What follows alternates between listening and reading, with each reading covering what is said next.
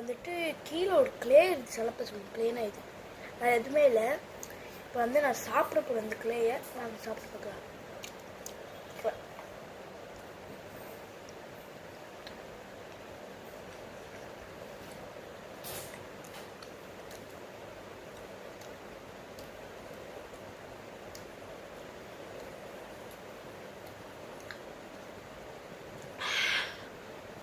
சும்மா சொன்னேன், இது கிளேனா இல்லை. இந்த ஓடியோட இந்த க்ரீமை நான் வந்து எடுத்துட்டு நிறைய க்ரீமோட சேர்த்து உருண்டை பண்ணிட்டு கீழே இருந்து எடுக்கிற மாதிரி ஒரு ப்ராங்க் பண்ணுவேன்.